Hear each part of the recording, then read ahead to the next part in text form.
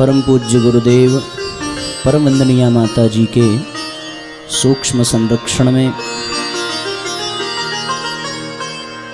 पंचदिवसीय श्रीमद् पावन प्रज्ञा पुराण कथा के चतुर्थ सत्र में माँ गायत्री के इस पवित्र प्रांगण में व्यासपीठ के समक्ष विद्यमान हमारे सभी आत्मीय बंधुओं, शक्ति स्वरूपा माताओं बहनों, देवतुल्य भाइयों, आज के सत्र में आप सभी का हृदय से हमारी व्यासपीठ स्वागत करती है, अभिनंदन करती है। आइए भावपूर्वक आज के सत्र का शुभारंभ करने से पूर्व मातृवंदना के माध्यम से अपनी प्रार्थना, अपनी याचना अपने माँ के समक्ष हम सभी प्रस्तुत करें। माँ का चल छोड़ कर कहाँ पर जाएंगे, ठोकर में भी प्यार तुम्हारा पाएंगे। हम बालक हैं, हमसे गलती होगी तो माँ के संरक्षण में सदपथ पाएंगे। हृदय से लगा लो या आंचल हटा लो, हृदय से लगा लो या आंचल हटा लो, हृदय से लगा लो या आंचल हटा लो। मगर भक्ति माँ तेरी करते रहेंगे, मगर भक्ति माँ तेरी करते रहेंगे। हृदय से लगा लो या आंचल हटा लो, हृदय से लगा लो या आंचल हटा लो।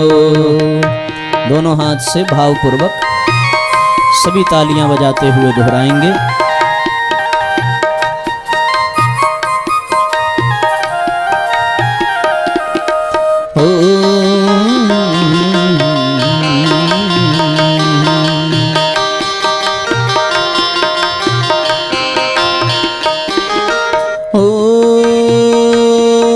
पड़े हैं पगों में यही आस लेकर, पड़े हैं पगों में यही आस लेकर। कभी तो दया दृष्टि होगी तुम्हारी, कभी तो दया दृष्टि होगी तुम्हारी। कभी शीश पर हाथ तेरा फिरेगा, कभी शीश पर हाथ तेरा फिरेगा। तुम्हारी चरण धूल के हम भिखारी, तुम्हारी चरण धूल के हम भिखारी, तुम्हारी चरण धूल के हम भिखारी। हमें चाहे तारो कभी ना उबारो, हमें चाहे तारो कभी ना उबारो। मगर मंत्र जप तेरा करते रहेंगे, मगर मंत्र जप तेरा करते रहेंगे। हृदय से लगा लो या आंचल हटा लो, हृदय से लगा लो या आंचल हटा लो।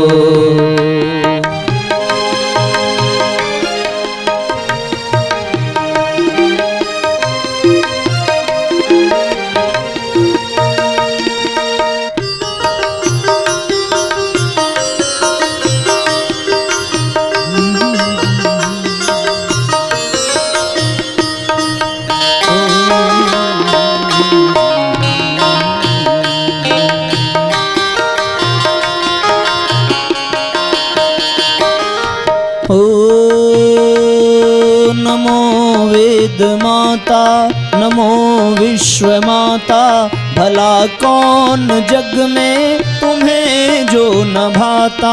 नमो वेद माता, नमो विश्व माता, भला कौन जग में तुम्हें जो न भाता। परम भक्त वत्सल परम ज्योति जननी, हृदय में हमारे यही भाव आता। परम भक्त वत्सल परम ज्योति जननी, हृदय में हमारे यही भाव आता।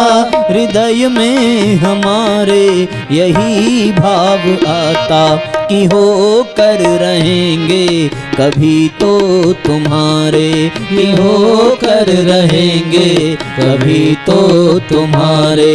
कभी तो तुम्ही में माँ खो कर रहेंगे, कभी तो तुम्ही में माँ खो कर रहेंगे। हृदय से लगा लो या चल हटा लो, हृदय से लगा लो या चल हटा लो।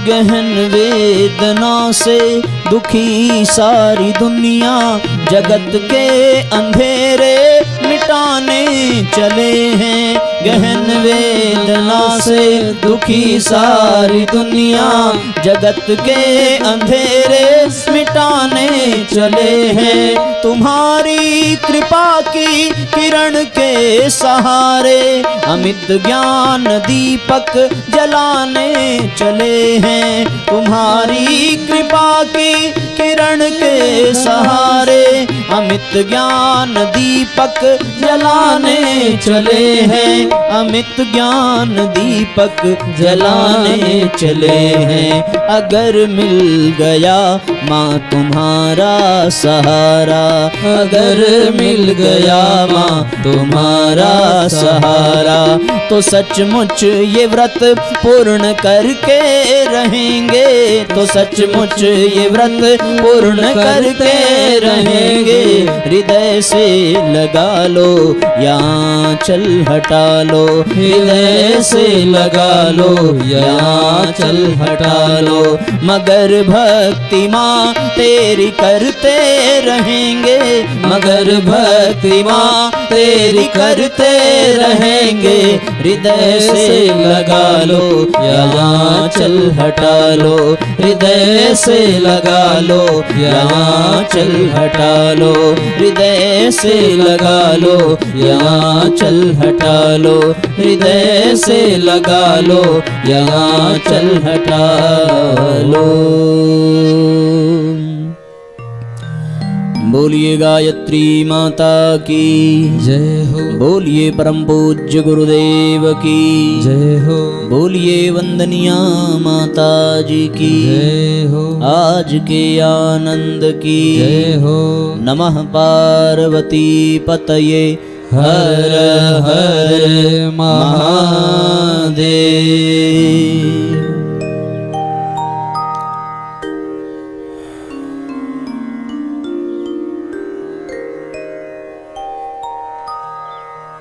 आइए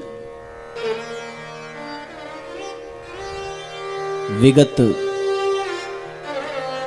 3 दिनों से हम सभी यहाँ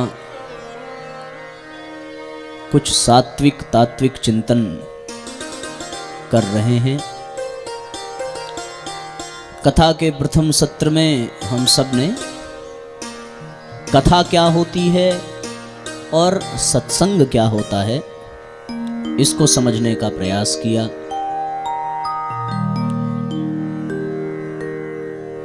दूसरे सत्र में हम सब ने प्रज्ञावतार के दृष्टांतों को एवं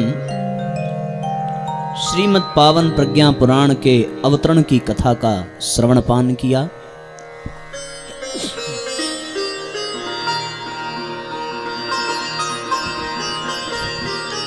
तृतीय सत्र में हम सभी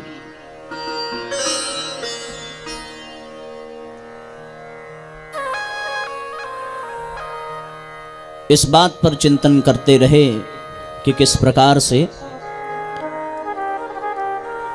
हिमालय की छत्र छाया में गंगा की गोद में विश्व कल्याण की भावना से जन सामान्य को लाभान्वित करने के उद्देश्य से ऋषियों ने सम्मेलन किया और उन समस्त ऋषि मंडली में ब्रह्मर्षि ब्रह्मज्ञानी अष्टावक्र जी ने बड़ा ही सुंदर प्रश्न किया महर्षि पिप्लाद से कि मनुष्य सर्वथा योग्य होते हुए भी दीन दुर्बल की भांति इस दुनिया में जीवन बिता रहा है।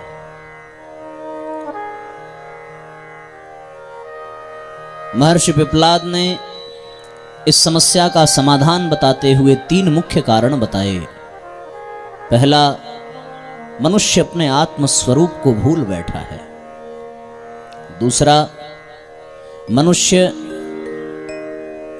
स्वतंत्र है अपना कर्म करने में, वो जैसा करेगा वैसा ही परिणाम उसे भुगतने पड़ेंगे। एक तीसरी बात बताई कि मनुष्य को सौभाग्य के रूप में ये मानव तन मिला है, ये समय मिला है, ये प्रतिभा मिली है, ये संपदा मिली है। अब इन संपदाओं का, इन प्रतिभाओं का यदि वो दुरुपयोग करे तो निश्चित रूप से वो अपने जीवन को भी अभिशप्त करेगा और इस समाज के लिए भी अभिशाप बन जाएगा। हमारे आध्यात्मिक जगत में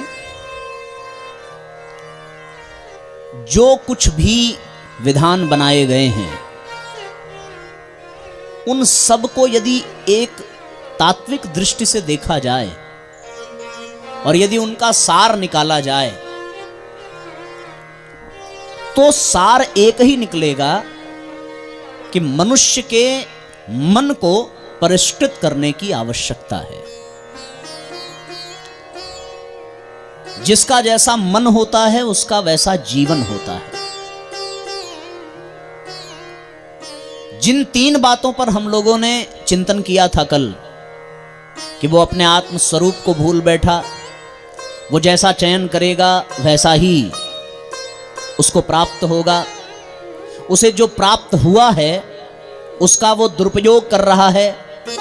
इन तीनों के केंद्र में यदि एक ही बात है तो वो यही है कि मनुष्य का मन जैसा होगा वैसा ही उसका जीवन होगा, क्योंकि चयन करने का कार्य भी मन ही करता है। उसके मन को जो रुचि होगी, मन को जो ठीक लगेगा उसी का वो चयन करेगा। आत्म स्वरूप के बोध को भी करने के लिए मन का परिष्कृत होना आवश्यक है, क्योंकि आत्म स्वरूप का दर्शन करेगा कौन? आपकी आंखें आपकी आत्मा को देख नहीं सकती, क्योंकि वो आंखें स्थूल हैं और उनकी अपनी एक सीमा है। फिर आत्म स्वरूप के दर्शन की बात आई कि अपने आत्म स्वरूप को पहचानो, आत्मबोध करो, तो वो आत्मबोध, वो आत्म स्वरूप कौन करेगा? वो होगा कौन जो करे? यदि आप कहते हैं हम करेंगे तो हम कौन? हम तो वो आत्मा ही हैं। तो फिर अपने आप को देखेंगे क्या? और यदि अपने आप को देखेंगे तो अपने आप को कौन देखेगा? जैसे आपका ये शरीर है, आपने अपने शरीर को देखा, पर आपके शरीर को देखने का कार्य आपकी आंख ने किया, ठीक है ना? उसी प्रकार यदि आप आत्म स्वरूप को देखना चाहते हैं, अपना आत्मबोध करना चाहते हैं, तो अपने आप को आप देखेंगे किससे? वो देखने वाला कौन होगा? वो देखने वाला आपका मन होगा। वो मन ही आपको आत्मस्वरूप का दर्शन करा सकता है। ठीक बात है। मन समस्त इंद्रियों का राजा है। निश्चित रूप से ये आंख भी तभी देखती है जब मन उसे अनुमति देता है। 5 कर्मेंद्रियां हैं, 5 ज्ञानेंद्रियां हैं और इन 10 इंद्रियों का राजा मन। जहां मन लगेगा वहीं ये इंद्रियां काम करेंगी। सीधी सी बात है। वरना तो आपकी आंखें यहीं पर हों, वो खुली भी हों और आपके सामने से कोई चीज निकल जाए तो आप यही कहेंगे भैया जरा फिर से दिखा देना, मन कहीं और चला गया था। आंख बिल्कुल यही है, पर देखते देखते आदमी कहीं और चला जाता है, पर वो देख नहीं पाता। उसी प्रकार देखने का कार्य आंख का अवश्य है, पर उसमें देखने की शक्ति जो है वो मन की है। यदि मन की शक्ति को निकाल दें तो फिर वो आंख देख नहीं सकती। तो आत्मस्वरूप के लिए भी मन का परिष्कृत होना आवश्यक है, क्योंकि मन तैयार होगा तभी तो आप आत्मस्वरूप का दर्शन कर पाएंगे। चयन करने का भी काम मन का है, क्योंकि मन का कार्य ही है विचार करना, योजना बनाना, चयन करना, इच्छा प्रकट करना। ये मन का कार्य है। जहां मन लगेगा उसी का आदमी चयन करता है, भले उसमें उसको कष्ट मिले, इसमें कोई दो राय नहीं है। हमारे मन को जम गया तो फिर भले वो कष्ट मिले, वो आदमी चयन कर लेता है। इसी प्रकार आपको जो सुविधाएं, जो साधन, जो सामर्थ्य, जो संपदा, जो विभूतियां परमात्मा ने प्रदान की हैं, उनके सदुपयोग और दुरुपयोग का भी कारण मन ही होता है। आप अपने मन के अनुसार ही उनका सदुपयोग और दुरुपयोग कर सकते हैं। मन यदि अच्छे कार्य में लगे तो वो अच्छा करावेगा, और मन यदि बुरे कार्य में लग जाए तो वो बुरा करावेगा। सारा खेल मन का ही है। बल्कि आप ये कह लें कि आप बिल्कुल वैसे ही हैं जैसा आपका मन है। मन का कार्य है सोचना, विचार करना। इसका मतलब आपकी जैसी सोच होगी, आपका जैसा विचार होगा, वैसे ही आप होंगे। जो आपका मन करेगा वही खाएंगे, जो आपका मन करेगा वही पिएंगे, जो आपका मन करेगा वही सोचेंगे, जो आपका मन करेगा वही पहनेंगे, जहां आपका मन करेगा वहां जाएंगे। तो सीधी सादी बात यह है, आप बिल्कुल वही हैं जैसा आपका मन है। आप बिल्कुल वही हैं जैसा आपका मन सोचता है। मन से परे कुछ भी नहीं है। मन के कारण ही आप मनुष्य हैं। यदि आपके इस शरीर से मन को निकाल दिया जाए तो फिर मनुष्य और पशु में कोई अंतर नहीं रह जाएगा, क्योंकि मन जैसी संपदा पशुओं के पास नहीं है। पशुओं के पास मन होता ही नहीं है। वो अपने मन से कुछ कर नहीं सकते। प्रकृति के बंधनों में, प्रकृति के अनुशासन में बधा हुआ वह जीव जैसे जैसे प्रकृति चलती है वैसे वैसे वो भी चलता है। वो प्रकृति के विरोध में कोई स्वतंत्रता पूर्वक अपने मन का कार्य नहीं कर सकता। यदि आपने किसी गाय को भूसा दे दिया तो वो गाय ये कदापि नहीं कहेगी कि आज मैं भूसा नहीं पनीर डोसा खाऊंगी। कभी कह ही नहीं सकती। क्यों? क्योंकि उसके पास अपना मन नहीं है। अगर मन होता तो वो गाय भी कहती कि आज मुझे साड़ी पहननी है, लेकिन वो इसलिए नहीं कह पा रही है क्योंकि उसके पास मन नहीं है। यदि उसके पास मन होता तो वो अवश्य अपनी इच्छा व्यक्त करती। हां, यदि वो किसी चीज में आनाकानी करती है तो इसका तात्पर्य उसके मन का होना नहीं है। इसका तात्पर्य प्राकृतिक दृष्टि से उसे कोई समस्या है। इसी प्रकार कोई भी पशु हो, कोई भी पक्षी हो, वो कोई इच्छा नहीं कर सकता।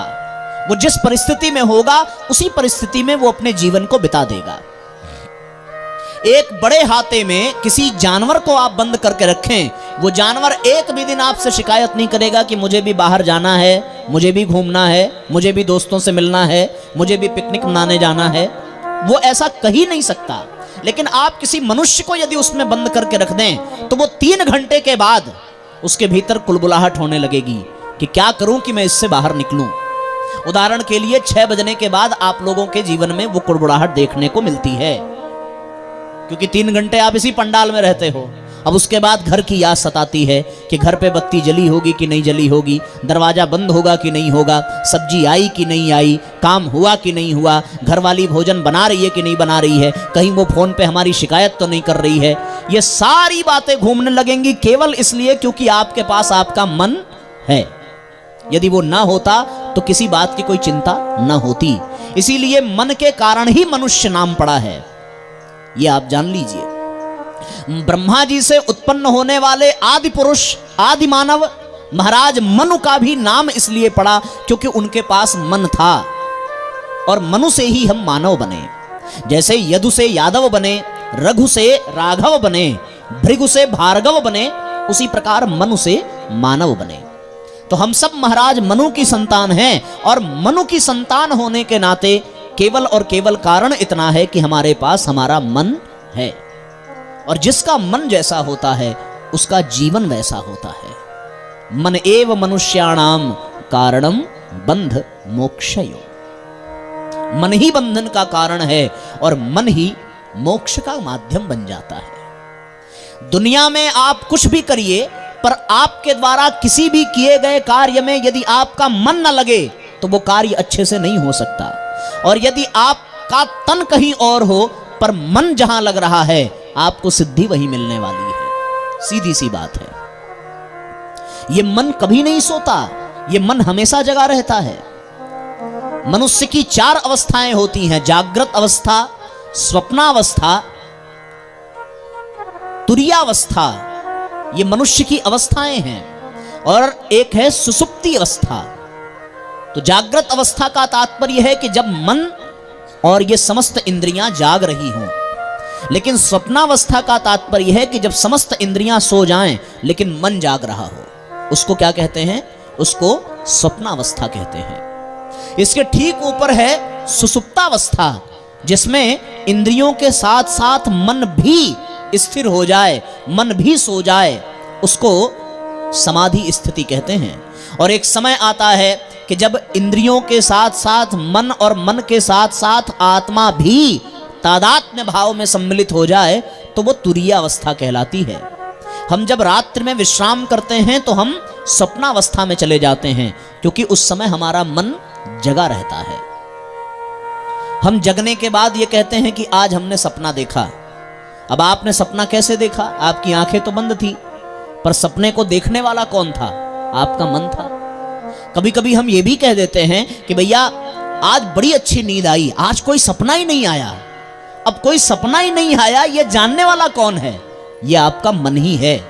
आप सो तो गए, सो करके उठ भी गए, पर सोया आपका शरीर, सोई आपकी इंद्रियां, और जब आप जगे तो जगा आपका शरीर, जगी आपकी इंद्रियां, मन तो ज्यों का त्यों था। मन में कोई परिवर्तन नहीं था। मन ही आपको देख रहा है, मन ही आपको चला रहा है, मन ही आपको बना रहा है। सारा कार्य केवल और केवल मन का है। और कितनी मजे की बात यह है कि भगवान ने गीता में एक बड़ी सुंदर बात कही कि समस्त इंद्रियों में मैं मन हूं। अर्थात इंद्रियों का स्वामी कौन है? मन। और मन कौन है? भगवान कहते हैं इंद्रियों में मैं ही मन हूं। मनश्चास्मि इंद्रियाणाम, समस्त इंद्रियों में मैं मन हूं। भगवान ने अपने अपने स्वरूप को बताया है कि वो किन किन चीजों में कौन है। वो बताते हैं कि मंत्रों में मंत्र में गायत्री मंत्र हूँ, पशुओं में मैं कामधेनु गाय हूँ, नदियों में मैं गंगा हूँ। उसी प्रकार मन में, इंद्रियों में मैं मन हूँ। तो ये मन परमात्मा ही है, और इसी मन के नाते हमारा ये जीवन है। जैसा हमारा मन बनेगा वैसा ही जीवन बनेगा। परम पूज्य गुरुदेव ने इसी के लिए कहा कि जो जैसा सोचता है वैसा करता है और वैसा ही बन जाता है। पर सोचता कौन है? सोचते आप नहीं हो, सोचता आपका मन है। मन से ही हमारी सृष्टि है। जैसा मन बनेगा वैसी ही हमारी दुनिया बनेगी। चोर को किसी चोर की तलाश नहीं करनी पड़ती। वो चोरी करना प्रारंभ करे, उसको चोर मिल ही जाते हैं, है ना? उसी प्रकार किसी पंडित को, किसी यजमान को खोजना नहीं पड़ता। वो पांडित्य का कार्य प्रारंभ करता है, यजमान अपने आप उसके पास आ जाता है। क्यों? क्योंकि अब उसका मन उस काम में लग गया। उसी प्रकार आपका मन जिस भी दिशा में जाएगा उसी दिशा में अपना एक अलग वातावरण तैयार कर लेता है। ये मन की विशेषता है। मन में बड़ी आकर्षण शक्ति है। वो मन जिससे मिल गया उसको अपनी ओर खींच लेता है, और जिससे न मिला उससे दूरी बना देता है। बहुत बड़ा खेल है इस मन का। और मन ही व्यक्ति को नचाता है। जितने भी पाप व्यक्ति करता है वो मन के कारण, जितने भी पुण्य करता है वो मन के कारण। दुर्योधन स्पष्ट रूप से भगवान से कहता है कि जानामि धर्मम नच में प्रवृत्तिर जानाम्य धर्मम नच में निवृत्ति ही। मैं जानता हूं कि धर्म क्या है, मैं जानता हूं कि अधर्म क्या है। केनोपि देवेन हृदय स्थितेन, लेकिन फिर भी हे केशव मेरे हृदय में कोई ऐसा बैठा हुआ है देवता। यथा नियुक्तोस्मि तथा करोमि, वो जिधर नियुक्त कर देता है उधर मैं कर देता हूं। तो मेरा धर्म में नहीं अधर्म में नियुक्ति हो रही है। और ये कौन कर रहा है? ये उसका मन ही कर रहा है। मन ही देवता है, मन ही असुर है, मन ही शत्रु है, मन ही मित्र है। गीता में मन की बड़ी सुंदर व्याख्या की गई है कि मन की स्थिति क्या है। मन है शरीर के रथ का सारथी, रथ को चाहे जिधर ले जाए। मन है शरीर के रथ का सारथी, मन को रथ को चाहे जिधर ले जाए। इंद्रियां हैं इस रथ के घोड़े, रथ को चाहे जिधर दौड़ाए। ये जो इंद्रियां हैं हमारी, ये इस शरीर रूपी रथ के घोड़े हैं। और इन घोड़ों की लगाम जिसके हाथ में है उस सारथी को ही मन कहते हैं। उस रथ पर बैठा हुआ जो रथ का स्वामी है वही आत्मा है और ये शरीर ही रथ है। मन से बड़ा बहरूपी कोई नहीं है। ये नचा नचा करके व्यक्ति को इधर से उधर भगाता रहता है। मन से बड़ा बहरूपी न कोई, मन ये चाहे जिधर ले जाए। कोई इसका भरोसा नहीं है। माया मोह के जाल फंसे वो, मन के जो पाले पड़ जाए। मन के बहकावे में न आ, इस मन को तू दास बना ले। मन को जो दास बना करके अपने अनुसार चलाता है उसका जीवन धन्य बनता चला जाता है। पर जो अपने जीवन की लगाम को अपने मन को पकड़ा देता है, वो मन उसको ऐसा नचाता है कि वो व्यक्ति कहीं का नहीं रह जाता। मन का एक स्वभाव है नीचे की ओर गिरना, मन का एक स्वभाव है पतन की ओर जाना। जिस प्रकार से पानी को कितना भी ऊपर उछालो पर वो पानी आकर के नीचे ही गिरेगा, क्योंकि जल की प्रवृत्ति है नीचे की ओर जाना। और जल की प्रवृत्ति नीचे की ओर जाना इसलिए है क्योंकि जल का जो स्वामी है वो नीचे ही रहता है। जल राशि का जो स्वामी है वो पाताल में ही है, पाताल नीचे ही है। और पाताल नीचे है तो इसका तात्पर्य जल हमेशा नीचे की ओर ही जाएगा। उसी प्रकार अग्नि को आप देखिए, अग्नि को कितना भी नीचे आप दबाने का प्रयत्न करें पर अग्नि की दिशा सदैव ऊपर ही होती है, क्योंकि अग्नि का जो स्वामी है सूर्य वो ऊपर चमक रहा है। ठीक ऐसे ही मन की भी प्रवृत्ति है सदैव नीचे की ओर गिरना, पतन की ओर जाना। वो अपनी प्रवृत्ति के अनुसार विषय भोगों में जाता है और जब विषय भोगों में वो जाता है तो निश्चित रूप से पतन उसके हिस्से में आता है। तो अपने मन को ही हमें सुदृढ़ बनाने की आवश्यकता है, अपने मन को ही परिष्कृत करने की आवश्यकता है। एक बात का ध्यान रहे कि आप और आपका मन दोनों अलग अलग हैं। आप कौन है कल बताया था, और आपका मन कौन है वो अब बता रहा हूं। ठीक है ना? हम लोग मन नहीं हैं, हम लोग शरीर भी नहीं हैं, हम लोग तो विशुद्ध आत्मा हैं। और विशुद्ध आत्मा का तात्पर्य ये हुआ कि ये जो आत्मा है ये रथ का स्वामी है और ये मन उस रथ को चलाने वाला सारथी है। जिधर आत्मा का निर्देश होगा यदि वो मन माने तो उसी ओर रथ ले जाएगा, और यदि ये मन अपने हिसाब से रथ को ले जाना चाहे तो फिर आत्मा खतरे में आ जाती है।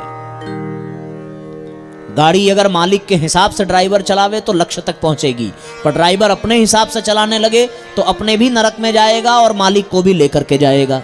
उसी प्रकार ड्राइवर के हाथ में गाड़ी दे दी, ये अच्छी बात है, ये देनी ही पड़ेगी। लेकिन इसका तात्पर्य ये हुआ कि वो गाड़ी आपके हिसाब से चलावे। आत्मा इस रथ का स्वामी है, तो रथ आत्मा के अनुसार चले और मन आत्मा के अनुसार चले तो वही अध्यात्म कहलाता है। और यदि मन अपने अनुसार चले तो फिर वो घसीट करके आपको विषय भोगों में लेकर के जाता है, क्योंकि इंद्रियां हमेशा विषयों की ओर भागती हैं। इंद्रियों का रस विषयों में है। आंख को रस मिलता है देखने में, और कौन सी चीजें जो गंदी हैं। कान को रस मिलता है सुनने में, कौन सी चीजें जो गंदी हैं। जिधर बुराई होगी उधर ही ये इंद्रियां भागेंगी, और जब ये इंद्रियां भागेंगी तो मन भी उधर भागेगा। इसलिए मन को प्रयत्न पूर्वक रोकना पड़ता है, उसका निग्रह करना पड़ता है। और इसी मन के निग्रह करने की पद्धति ही आध्यात्मिक उपचार से परिपूर्ण है। जितनी भी आध्यात्मिक गतिविधियां हैं, चाहे वो सत्संग हो, कथा हो, उपवास हो, व्रत हो, अनुष्ठान हो, जप हो, कुछ भी कह लीजिए, किसी भी प्रकार का योग हो, कोई भी प्राणायाम हो, यम नियम आदि समस्त अष्टांग योग, सबका एक ही उद्देश्य है, मन का निग्रह करना, मन को सही दिशा में ले जाना, मन पर नियंत्रण करना। बस एक ही काम है, इसके अतिरिक्त और कोई काम नहीं है। आप कथा में बैठिए, आपके मन को परिष्कृत करने का कार्य किया जा रहा है। आप सत्संग में जाइए, मन के परिष्कार के लिए जाना पड़ेगा। आप प्राणायाम करें, उससे मन ही प्रभावित होगा। आप अष्टांग आदि योग में अपने आप को नियोजित करें तो उसका केवल और केवल लाभ मन को मिलेगा, क्योंकि शरीर नहीं बदलने वाला है। जैसा शरीर है आज वैसा ही रहेगा, ये अपने प्राकृतिक नियमों के अनुसार बदलता जाएगा। पर यदि मन न बदला तो फिर ये जीवन नहीं बदलेगा, और यदि मन बदल गया तो जीवन अपने आप बदल जाएगा।